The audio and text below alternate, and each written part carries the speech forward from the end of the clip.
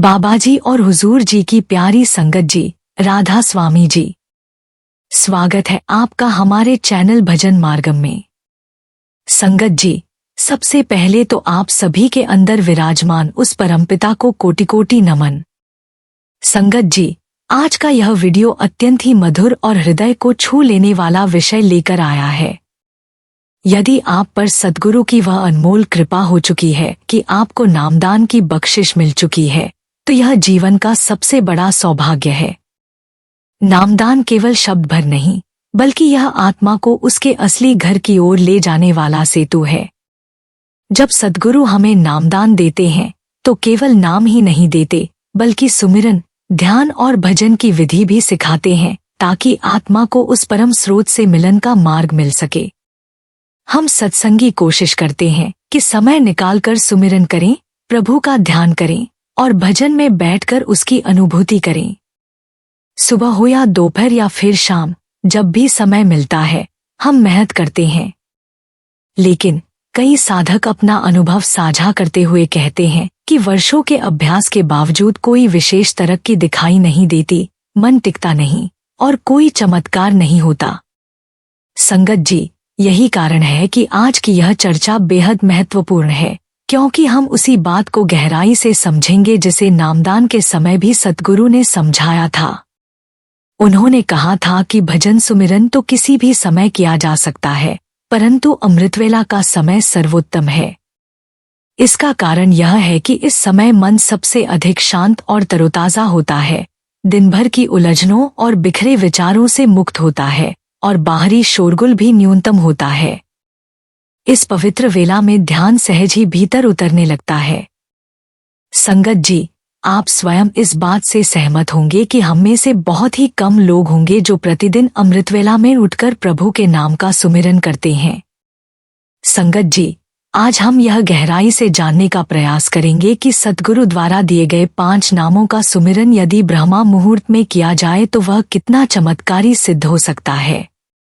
यह वह समय है जब आत्मा सबसे सरलता से प्रभु के करीब जाती है और भजन सुमिरन का प्रभाव कई गुना बढ़ जाता है।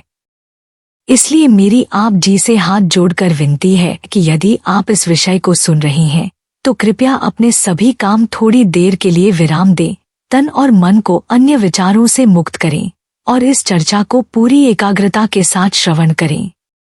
संगत जी, यह वीडियो अंत तक सुनने योग्य है, क्योंकि इसमें वह रहस्य छिपा है जो आपके जीवन की आध्यात्मिक यात्रा को नई दिशा दे सकता है। और संगत जी, अगर आप हमारे चैनल भजन मार्गम पर नए हैं, तो कृपया सब्सक्राइब जरूर करें, ताकि बाबाजी की अमूल्य शिक्षाएं आपके जीवन में निरंतर पहुंचती रहें। संगत जी, सोचिए सुबह के ठीक 4 बजे की वह दिव्य घड़ी, जब पूरी प्रकृति मौन होती है। चारों ओर गहरा सन्नाटा, न पक्षी जागे हैं, न हवाएं सरसराती हैं, न कोई आवाज गूंजती है। पूरी दुनिया अब भी नींद में डूबी है, पर उसी क्षण एक आत्मा जागती है और जैसे ही वह भीतर की ओर आंखें खोलती है, कोई दरवाजा खुल जाता है। यह दरवाजा बाहर का नहीं, भीतर का होता है। वहां कोई आवाज सुनाई नहीं देती, फिर भी कुछ गूंजने लगता है। कोई रोशनी दिखाई नहीं देती, फिर भी अंतर में प्रकाश चमकने लगता है। क्या आपने कभी ऐसा अनुभव किया है? वह क्षण जब लगता है समय थम गया हो, जैसे किसी अदृश्य शक्ति ने आपके सिर पर हाथ रख दिया हो और धीरे से कहा हो, अब जागो, तुम्हें पुकारा गया है। यही तो वह अनुभव है जिसे महापुरुषों ने जिया, जिसे संतों ने शब्दों में पिरोया, और आज वही अनुभव आपके जीवन से जुड़ने जा रहा है। संगत जी, यदि आपके भीतर भी यह प्रश्न कभी उठा है कि क्या जीवन केवल सोना, काम करना और थककर गिर जाना ही है, तो यह वीडियो विशेष रूप से आपके लिए है। क्योंकि जीवन में सबसे सच्चा, सबसे अदृश्य और सबसे अनदेखा सत्य केवल तभी प्रकट होता है जब आत्मा ब्रह्मांड की उस फुसफुसाहट को सुनने के लिए जागती है। यह ब्रह्मांड कभी चिल्लाकर नहीं बोलता, वह धीरे से पुकारता है, और केवल वही आत्मा उसे सुन पाती है जो ब्रह्मा मुहूर्त यानी सुबह 4 बजे उठकर मौन से मिलने आती है।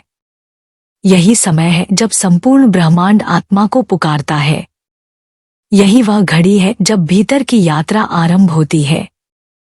तो संगत जी, इस यात्रा को केवल जानने के लिए मत सुनिए, इसे अपने भीतर उतारिए। हर शब्द के पीछे के कंपन को महसूस कीजिए। संगत जी, अब प्रश्न यह है कि सुबह 4 बजे ही क्यों? आखिर इस समय में ऐसा क्या है जो आत्मा को भीतर से बदल देता है? यही वह रहस्य है जिसकी ओर अब हमारी यात्रा बढ़ेगी। यही वह ब्रह्मा मुहूर्त है जो साधक के जीवन को परिवर्तित कर देता है, जो आत्मा को भीतर के मौन से जोड़ता है और जो साधारण जीवन से असाधारण अनुभव की ओर ले जाता है। संगत जी, सद्गुरु का मार्ग वही पा सकते हैं जो अमृतवेला का महत्व समझते हैं। अमृतवेला यह वह समय होता है जब सारा जगत निद्रा में होता है, लेकिन एक भक्त अपने प्रभु से जुड़ने के लिए जागता है। यह वह पवित्र घड़ी होती है जब आत्मा परमात्मा के साथ मिलन के लिए सबसे अधिक सक्षम होती है। संगत जी, ब्रह्मा मुहूर्त कोई साधारण धार्मिक शब्द या कोई मजबूरी नहीं है, बल्कि यह तो एक दिव्य निमंत्रण है जो स्वयं ब्रह्मांड हमें देता है। ब्रह्मा का अर्थ है वह जो सब कुछ है, संपूर्ण सृष्टि, और मुहूर्त का अर्थ है समय का सबसे पवित्र अंश। इस प्रकार ब्रह्मा मुहूर्त वह क्षण है जब समूचा ब्रह्मांड आपके हृदय के द्वार पर आकर धीरे से दस्तक देता है और पूछता है, क्या अब मैं भीतर आ सकता हूँ? प्राचीन ग्रंथों ने इसे केवल आस्था का विषय नहीं, बल्कि एक गहन दिव्य विज्ञान कहा है, क्योंकि इस समय प्रकृति के 5 तत्व पृथ्वी, जल, अग्नि, वायु और आकाश एक अद्भुत संतुलन में होते हैं। सूरज अभी क्षितिज से बाहर नहीं निकला होता, लेकिन उसकी किरणें आकाश को छूने लगती हैं। वातावरण में एक अनोखी ऊर्जा तैर रही होती है, मानो पूरी सृष्टि एक विशेष चुप्पी में आपके जागने का इंतजार कर रही हो। अगर आप ध्यान से देखें तो पाएंगे कि इसी समय पक्षी अपनी पंखों को पहली बार फड़फड़ाते हैं, पेड़ों की पत्तियां मंद-मंद हिलने लगती हैं, मानो वे भी मौन ध्यान में लीन हों, और गायें, साधु, ऋषि, तपस्वी सभी इसी वेला में उठकर साधना करते हैं। क्यों? क्योंकि यह समय आत्मा और ब्रह्मांड के बीच का एक अदृश्य सेतु है। यह वह क्षण है जब आप ध्यान में बैठें तो विचार स्वतः शांत हो जाते हैं और गहरा मौन उतर आता है। यह वह समय है जब प्रार्थना करने पर आपके होठों से शब्द नहीं, बल्कि हृदय से भावनाओं का सैलाब बह निकलता है। यह वह पवित्र मुहूर्त है जब आप कुछ भी न करें और फिर भी सब कुछ आपके भीतर घटित होता चला जाता है। आत्मा जागृत होती है, चेतना विस्तृत होती है और परमात्मा का सान्निध्य सहज अनुभव होने लगता है। किंतु संगत जी, यह केवल जानकारी का विषय नहीं है, यह अनुभव की बात है। और अनुभव के मार्ग पर केवल जानना पर्याप्त नहीं, उसके लिए तैयारी चाहिए, शरीर की, मन की और आत्मा की। ब्रह्मा मुहूर्त हमें रोज एक अवसर देता है, एक निमंत्रण देता है, लेकिन उसे स्वीकार करने और उसकी गहराई को छूने के लिए हमें अपने भीतर स्थिरता, पवित्रता और सजगता का अभ्यास करना आवश्यक है। संगत जी, अब प्रश्न यह उठता है कि जब ब्रह्मा मुहूर्त अर्थात सुबह 4 बजे का समय इतना पवित्र, शक्तिशाली और आत्मा को ब्रह्मांड से जोड़ने वाला क्षण है, तो फिर हम में से अधिकतर लोग इस अवसर को क्यों खो देते हैं? क्यों यह दिव्य निमंत्रण हमारे हाथों से फिसल जाता है? इसका उत्तर हमें उस अदृश्य युद्ध में मिलता है जो हर साधक के भीतर चलता है। आत्मा तो चाहती है कि वह जागे, प्रभु के सान्निध्य का अनुभव करे, परंतु शरीर और मन उसका विरोध करते हैं। यह वही क्षण है जब आप मौन की उस सरहद तक पहुंच चुके होते हैं, जहां ब्रह्मांड आपके दरवाजे पर दस्तक देता है, लेकिन भीतर का आलस्य आपको रोक लेता है। हम अलार्म सेट करते हैं, पर जब वह बजता है तो अंगुली तुरंत उसे बंद कर देती है और आंखें फिर नींद की ओर लौट जाती हैं। क्यों? क्योंकि सुबह 4 बजे उठना केवल शरीर से जुड़ा काम नहीं है, बल्कि यह मन और आत्मा के बीच का अखाड़ा है, एक गहन संघर्ष। जैसे ही आप निश्चय करते हैं कि कल से 4 बजे उठूंगा, मन तुरंत फुसफुसाता है, कल नहीं, आज तो आराम कर ले। शरीर कहता है, अभी तो बहुत थकान है, विश्राम आवश्यक है। और यहीं पर सबसे बड़ा युद्ध शुरू होता है, एक ऐसा युद्ध जो बिस्तर पर लड़ा जाता है, पर जिसकी हार आत्मा को मिलती है। यह हर साधक की पहली परीक्षा है। संत महापुरुषों ने कहा है कि आलस्य कोई थकान नहीं है, यह आत्मा को धोखा देने वाला सबसे पुराना छल है। आपका शरीर कहता है मैं थका हुआ हूँ, पर आत्मा भीतर से पुकारती है मैं तो जागने के लिए आई हूँ।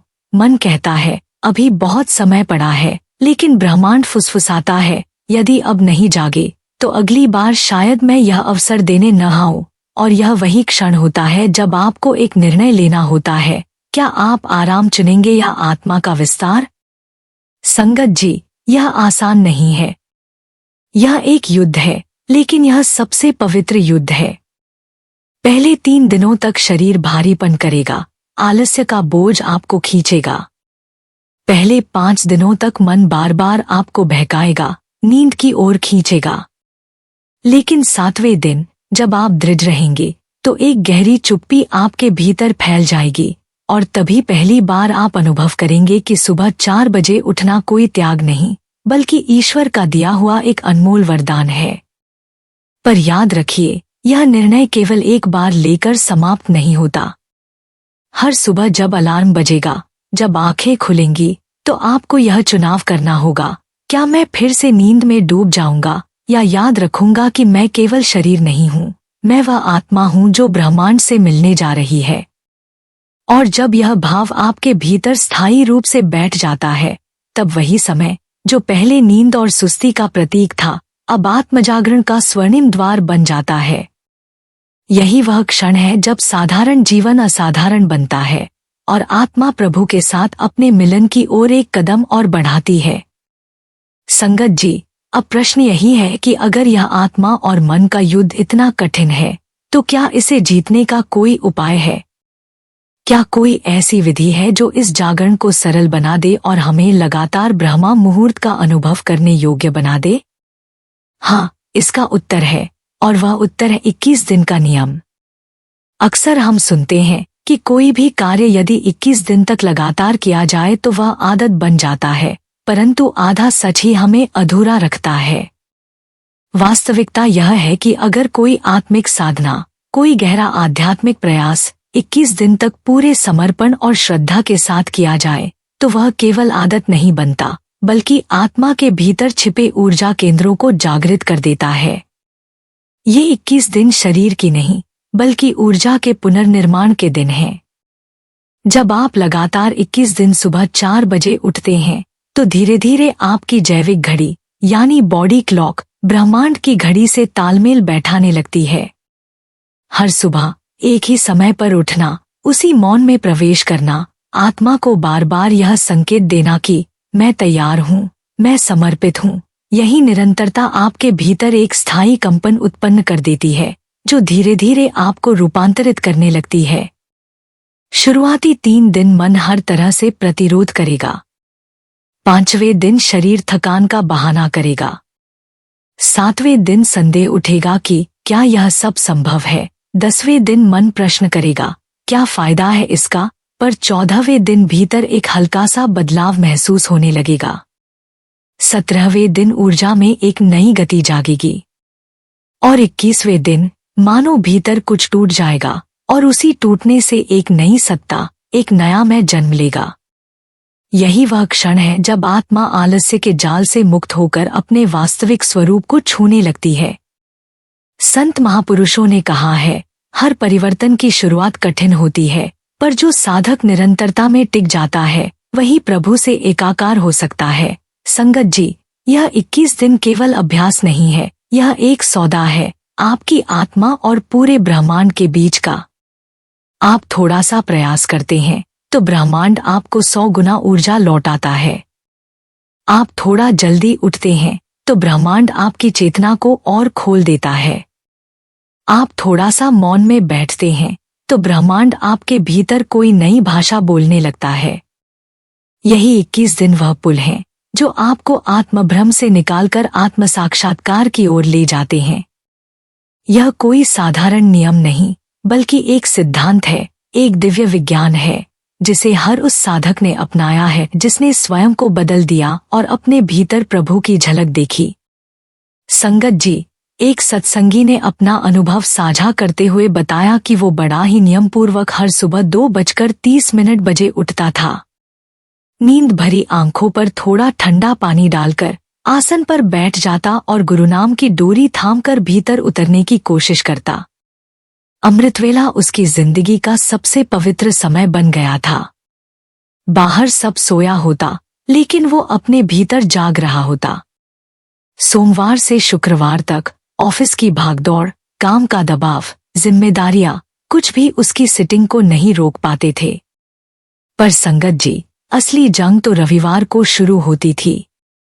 रविवार, जो छुट्टी का दिन है, जिसे हम भजन के लिए सबसे उपयुक्त मानते हैं, वही दिन उसकी साधना के लिए सबसे बड़ी रुकावट बन गया।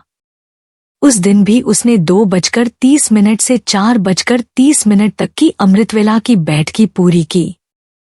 मन शांत था, ध्यान गहरा था। लेकिन जैसे ही आसन से उठा, मन ने धीरे से कहा, अब तो जल्दी नहीं है, थोड़ी देर और सो लो। और आंख खुली तो घड़ी 7 बजा रही थी। फिर जल्दबाजी में सत्संग सेंटर, वहां से लौटकर भूख, खाना और दोपहर में थोड़ा आराम के बहाने एक वेब सीरीज चालू। लेकिन जब उठकर देखा तो शाम के 3:30 बज चुके थे। अंदर एक खामोशी थी जो टीस बनकर चुभ रही थी। ना मूवी का रस बचा, ना ही खुद के अंदर का संतोष। उसने खुद से सवाल किया, क्यों रविवार को ही मन मुझे हराकर चला जाता है? जब समय सबसे ज्यादा होता है, तब ध्यान सबसे कम क्यों टिकता है? उसने सोमवार को अपने इस संघर्ष की बात एक वरिष्ठ साधक से साझा की। उन्होंने गहरी मुस्कान के साथ बस इतना कहा, अगर छुट्टी वाले दिन, जब कोई वर्ल्डली जिम्मेदारी नहीं है, आप 5-7 घंटे की सिटिंग सहजता से नहीं कर पा रहे, तो फुल टाइम भजन के बारे में अभी मत सोचो। संगत जी, ये वाक्य तीर की तरह उसके हृदय में उतर गया। उसने महसूस किया कि मन की चाल हमेशा उसी समय तेज हो जाती है जब आत्मा आगे बढ़ना चाहती है। सोचे, अमृतवेला के बाद थोड़ा और सो लें, यही मन की चोट है। सत्संग के बाद थोड़ा आराम कर लें, ये भी मन की चाल है। दोपहर को चलो कुछ देख लेते हैं, यही वो जगह है जहां साधक हार जाता है।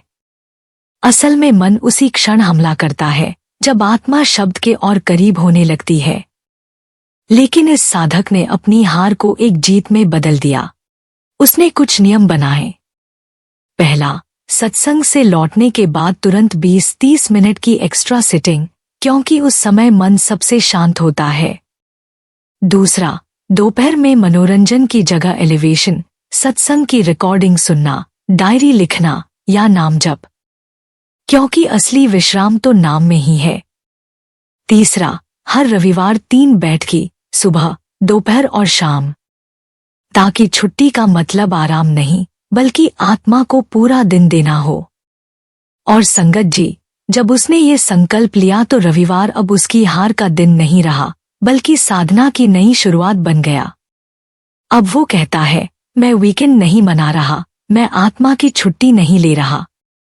इस अनुभव ने उसे ये सिखाया कि मन के बहाने अनगिनत हैं, लेकिन नाम का सहारा एक ही है। जिसने रविवार को सिमरन डे बना लिया, वही धीरे धीरे फुल टाइम सुमिरन का भार उठा सकता है। साधक ने निश्चय किया कि हर रविवार, हर छुट्टी सद्गुरु को समर्पित होगी। मन को नहीं, नाम को स्पेस मिलेगा। संगत जी, अब प्रश्न यह है कि जब ब्रह्मांड इतना देने वाला है, तो क्या सचमुच हर सुबह 4 बजे वह अपने द्वार खोलता है? क्या वास्तव में उस क्षण ब्रह्मांड हमारे लिए उपलब्ध हो जाता है? हाँ, आप अब उस सीमा रेखा पर पहुंच चुके हैं, जहां से अनदेखी ब्रह्मांडीय तरंगे आपकी आत्मा को छूने लगती हैं। आपने समझ लिया कि 21 दिन का नियम केवल एक अभ्यास नहीं, बल्कि आत्मा की सुप्त ऊर्जा को पुनर्जीवित करने की प्रक्रिया है। अब आइए यह जानें कि जब आप ब्रह्मा मुहूर्त में उठते हैं, तो ब्रह्मांड आपके लिए अपना द्वार क्यों खोलता है और उस द्वार के उस पार क्या छिपा होता है। सुबह 4 बजे का समय केवल घड़ी की एक सुई नहीं है, यह एक कंपन है, एक ऐसा अदृश्य ऊर्जा मंडल जहां अस्तित्व का हर कण संतुलन में होता है। जब रात का तीसरा पहर समाप्त होने लगता है और अंधकार अपनी अंतिम सांसें गिन रहा होता है, तभी पृथ्वी पर एक दिव्य घटना घटती है। प्रकृति जागती नहीं, बल्कि ध्यान में उतरती है। वातावरण में ऑक्सीजन की शुद्धता अपने चरम पर होती है, पृथ्वी की चुंबकीय ऊर्जा स्थिर हो जाती है और वातावरण पर आने वाली पहली किरण का प्रभाव बिना सूर्य के उगे ही हल्का सा उजास बिखेर देता है। यह वही क्षण है जब आपका भौतिक शरीर सबसे अधिक शांत होता है और मन की चहल पहल धीमी होकर मौन में विलीन होने लगती है। इस शांति के बीच एक गहराई से भरा रिक्त स्थान जन्म लेता है, वही रिक्त स्थान जहां आत्मा पहली बार सीधे ब्रह्मांड की धड़कनों से जुड़ने लगती है। संत महापुरुष कहते हैं, जब संसार सो रहा होता है तब भ्रम यानी माया जाग रही होती है, लेकिन जो इस क्षण में जागता है वह माया को पार कर ब्रह्मा से जुड़ जाता है। यही कारण है कि सुबह 4 बजे ध्यान करें तो ध्यान सहज गहराई में उतर जाता है। प्रार्थना करें तो उसका उत्तर भीतर ही भीतर स्पष्ट सुनाई देने लगता है। और यदि आप मौन में बैठ जाएं, तो प्रतीत होता है मानो स्वयं ब्रह्मांड आपसे बोल रहा हो। यह केवल कल्पना नहीं है, यह ऊर्जा का जीवंत विज्ञान है। इसी समय ध्यान की शक्ति 3 गुना प्रबल होती है और आपके संकल्प 5 गुना तेजी से फलित होते हैं। आपका इरादा, आपकी चेतना, आपकी तरंगे सीधा ब्रह्मांड की लहरों से टकराती हैं और एक हो जाती हैं। संगत जी, यही वह क्षण है जब प्रार्थना केवल शब्द नहीं रहती, वह कंपन बन जाती है। ध्यान केवल अभ्यास नहीं रहता, वह मिलन बन जाता है। और आप केवल प्रार्थना नहीं करते, बल्कि आप और ब्रह्मांड एक हो जाते हैं, बिना किसी दूरी, बिना किसी दीवार के। यही ब्रह्मा मुहूर्त का अद्भुत रहस्य है। संगत जी, संत महापुरुष हमेशा हमें यह समझाते आए हैं कि यह जीवन केवल वही नहीं है जो आँखों से दिखता है। दृश्य जगत के पीछे एक अदृश्य संसार है और उस संसार का द्वार प्रातः 4 बजे खुलता है। यह समय कोई साधारण घड़ी की टिक टिक नहीं, बल्कि ब्रह्मांड का वह क्षण है जब उसकी तरंगे सबसे शुद्ध, सबसे संतुलित रूप में होती हैं। संतजन कहा करते थे कि जो साधक इस समय जागकर मौन में उतरता है, उसके भीतर एक नया आकाश खुलने लगता है। चेतना के पर्दे हटते जाते हैं और आत्मा एक अनंत विस्तार को छूने लगती है। सुबह की पहली हवा जैसे कोई संदेश लेकर आती है, एक ऐसी भाषा जो शब्दों से परे है, जो केवल उसी तक पहुंचती है जो उस क्षण सजग होकर जागता है। संगत जी, यह केवल महापुरुषों तक सीमित नहीं है। उनका संदेश सदा स्पष्ट रहा। यदि कोई साधक सच्चे मन और पूर्ण श्रद्धा के साथ प्रातः 4 बजे उठकर ध्यान में बैठता है, तो वही शक्ति, वही आकाश उसकी आत्मा को भी स्पर्श करता है। ब्रह्मा मुहूर्त का यह अभ्यास केवल इस जीवन को नहीं, बल्कि आत्मा के भावी जन्मों को भी शुद्ध करता है। यही कारण है कि संतजन हमें बार बार स्मरण कराते हैं, जो इस समय जागता है वह ईश्वर से मिलने के द्वार तक पहुंच जाता है। अब प्रश्न हमारे लिए है, संगत जी, क्या हम उस द्वार तक पहुंचने की तैयारी कर रहे हैं? क्या हम अपनी आत्मा को इतना सजग बना रहे हैं कि वह ब्रह्मांड की उस पुकार को सुन सके? क्योंकि यही वह क्षण है जब मौन स्वयं बोलने लगता है और ब्रह्मांड हमारे भीतर की प्रार्थना को सुन लेता है। संगत जी, तो प्रश्न यही है, क्या सच में मौन बोलता है? और यदि बोलता है, तो क्या यह हमें उत्तर भी दे सकता है? हाँ संगत जी, पर यह मौन कोई रिक्तता नहीं है। यह मौन एक जीवित उपस्थिति है। यह आपकी आत्मा की सबसे शुद्ध भाषा है। इसमें शब्द नहीं होते, परंतु इसमें सब कुछ कहा जाता है, सब कुछ सुना जाता है। जब कोई साधक प्रातः 4 बजे उठकर केवल मौन में बैठता है, तो शुरुआत में मन शोर मचाता है। विचारों की भीड़ आती है, बीते हुए दृश्य आंखों के सामने तैरते हैं, आने वाले कल की चिंताएं फुसफुसाती हैं। पर यदि उस समय साधक केवल साक्षी भाव से बैठा रहे, बिना उन्हें पकड़े, बिना उलझे, तो धीरे धीरे एक हल्का कंपन भीतर जन्म लेने लगता है। संगत जी, वही कंपन मौन की शुरुआत नहीं, बल्कि ब्रह्मांड की पहली दस्तक है। फिर एक क्षण आता है, बहुत छोटा सा क्षण, जब विचार थम जाते हैं। उस क्षण में आत्मा सीधे ब्रह्मांड को छू लेती है। चारों ओर एक शून्य फैलता है, पर वह शून्य डराने वाला नहीं होता। वह शून्य ऐसा होता है जैसे कोई अदृश्य प्रेम आपके सिर पर हाथ रख रहा हो, जैसे कोई मौन साथी आपकी उपस्थिति को भर रहा हो। यही वह क्षण है जब मौन बोलता है। और यदि साधक निरंतर इस मौन में उतरता रहे तो धीरे धीरे उसे उत्तर मिलने लगते हैं, बिना प्रश्न पूछे ही। तब जीवन का मार्ग स्पष्ट होने लगता है। कौन सा रास्ता अपनाना है, किनसे जुड़ना है, किनसे दूरी बनानी है। यह मौन हमें बाहरी नहीं, भीतरी दिशा देता है। संगत जी, मौन से जुड़ने की जो सबसे सुंदर साधना है वह हमें हमारे सद्गुरु ने भजन सुमिरन के रूप में समझाई है। यह कोई साधारण अभ्यास नहीं, बल्कि आत्मा को उसकी जड़ों से जोड़ने का दिव्य मार्ग है। गुरु महाराज ने समझाया है कि जब हम भजन सुमिरन में बैठते हैं तो पहले कुछ मिनट अपने मन को किसी भी चाह से खाली कर दो। न शांति की कामना करो, न आनंद की, न किसी अद्भुत अनुभव की। बस वैसे ही बैठो जैसे कोई प्रेमी अपने प्रियतम के सामने बैठता है, बिना कुछ मांगे, केवल उसकी उपस्थिति का आनंद लेते हुए। यही भाव भजन सुमिरन को जीवित बना देता है। साधना का वास्तविक अर्थ है अपने को सद्गुरु की बताई विधि के अनुसार समर्पित करना। जब हम मन की दौड़ धूप से हटकर केवल नाम पर टिकते हैं तो भीतर मौन जीवित हो जाता है। यह मौन कोई शून्यता नहीं है, बल्कि वही आधार है जिस पर शब्द की धुन गूंजती है। इसलिए सद्गुरु बार बार हमें समझाते हैं कि भजन सुमिरन को केवल शब्दों की पुनरावृत्ति न बनाओ, बल्कि इसे प्रेम और समर्पण की साधना बनाओ। संगत जी, जब हम इस भाव से बैठते हैं तो धीरे धीरे मन का शोर मिटने लगता है और आत्मा उस मौन से एकाकार हो जाती है जहाँ परमात्मा का वास है। यही सद्गुरु द्वारा दी हुई सबसे सरल, सबसे गहरी और सबसे निश्चित साधना है, भजन सुमिरन। संगत जी, संत महापुरुष हमें समझाते हैं कि जब मनुष्य मौन में प्रेमपूर्वक बैठता है तो वही मौन ईश्वर की वाणी बन जाता है। और प्रातः 4 बजे का समय इस मौन की गहराई को छूने का सबसे उत्तम क्षण है। यदि साधक लगातार 21 दिन तक इस मौन से मित्रता कर ले तो धीरे धीरे ब्रह्मांड के रहस्य उसके भीतर खुलने लगते हैं। अब प्रश्न यह उठता है, क्या यह दिव्य ऊर्जा केवल ध्यान से ही पाई जा सकती है, या क्या कुछ सरल विधियां भी हैं जिनसे हर साधक सुबह 4 बजे की शक्ति को अपने भीतर उतार सके? संतजन बताते हैं कि कुछ छोटी छोटी क्रियाएं यदि श्रद्धा से की जाए तो यह समय एक चमत्कारिक अनुभव में बदल जाता है। आइए अब 3 ऐसी सरल लेकिन शक्तिशाली विधियों को समझें जो हमें ब्रह्मांड की तरंगों से जोड़ती हैं। पहली विधि, जल से ऊर्जा जागरण। जैसे ही आप उठें, बिना कोई शब्द बोले शुद्ध जल पी लें।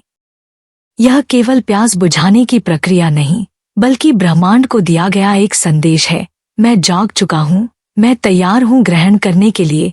रात भर जमी हुई स्थिरता इस जल से गति पकड़ लेती है। विशेषकर गुनगुना जल न केवल शरीर को जागृत करता है, बल्कि ध्यान के लिए आवश्यक सूक्ष्म मार्गों को भी खोल देता है। दूसरी विधि, मौन में बैठकर साक्षी बनना।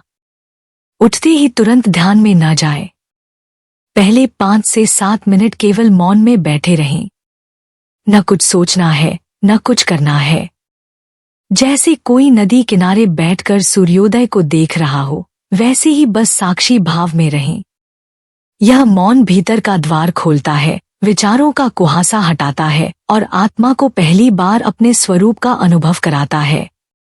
तीसरी विधि, प्राण ऊर्जा का जागरण, सांस की साधना। अब धीरे धीरे गहरी सांस नाक से लें और उतनी ही सजगता से छोड़ें। हर बार जब आप सांस छोड़ें, भीतर मन ही मन कहें, मैं शुद्ध हूँ, मैं शांत हूँ। यह साधना केवल श्वास को संतुलित नहीं करती, बल्कि ब्रह्मांड की तरंगों को आत्मा में उतार देती है।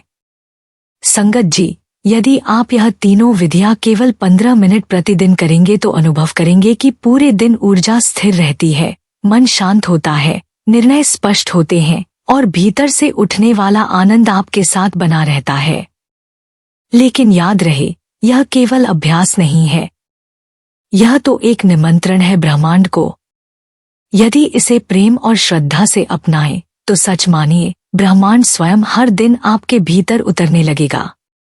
संगत जी, अब एक गहरा प्रश्न हमारे सामने आता है, जब यह ऊर्जा हमारे भीतर स्थिर हो जाती है तो क्या इसका प्रभाव केवल मन तक सीमित रहता है, या क्या यह हमारे पूरे जीवन की दिशा को बदल देता है?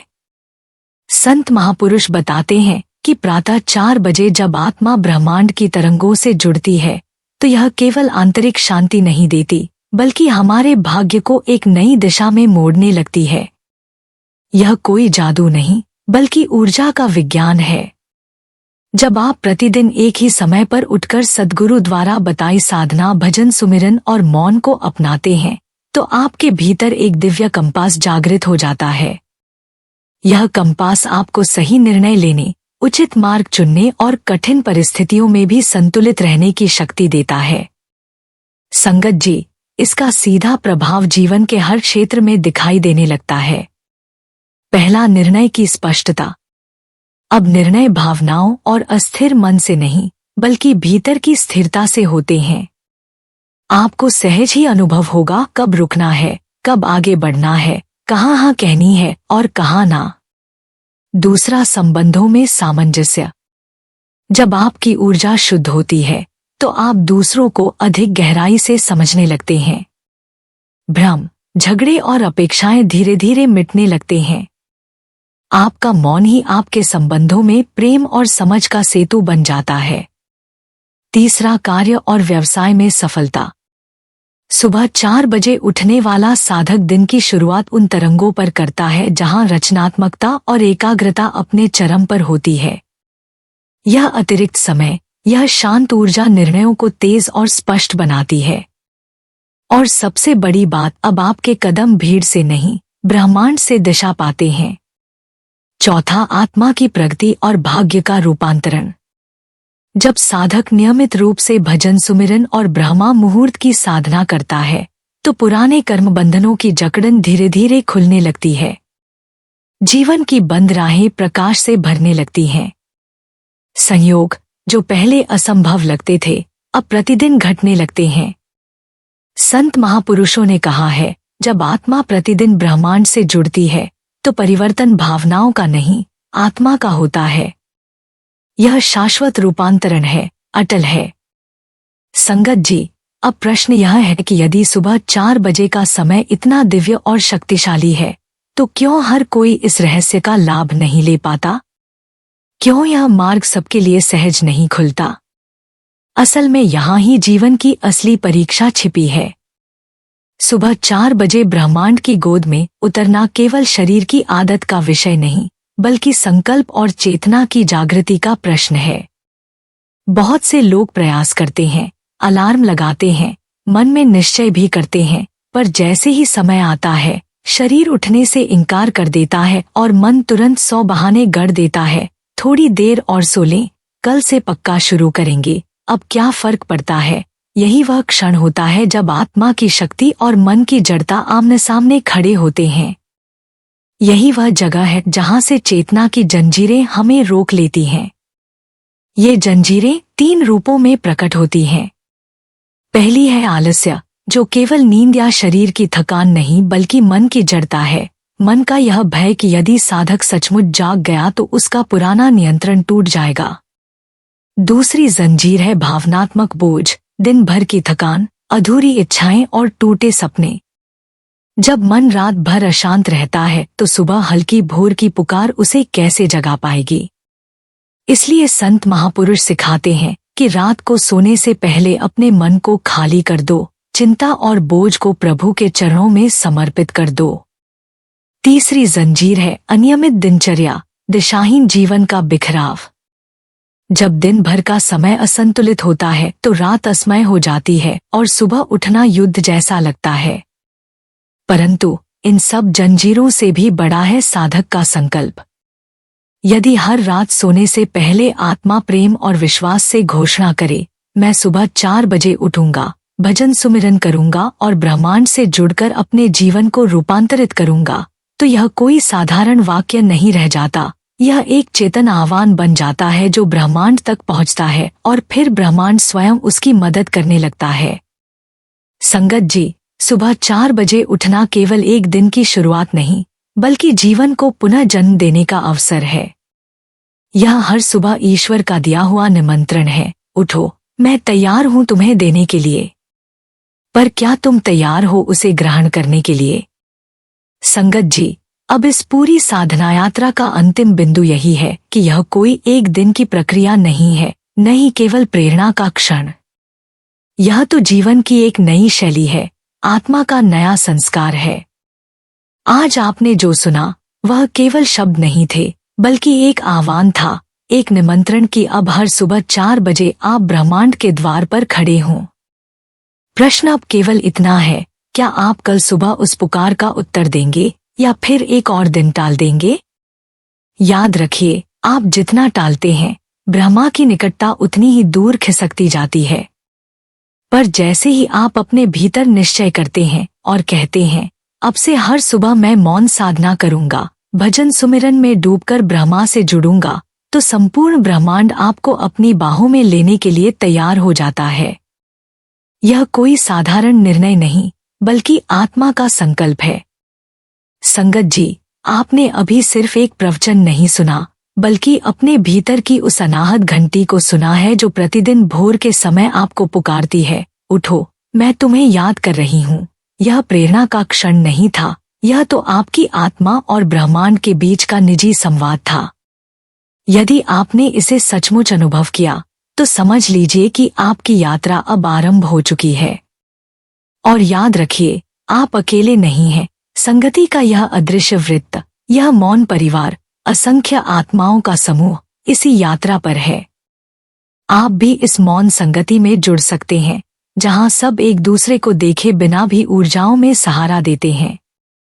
संगत जी, मेरा आप सबसे निवेदन है कि इस वीडियो को अपने सत्संगी भाइयों और बहनों तक अवश्य पहुंचाइए। उन्हें भी इससे बहुत लाभ होगा।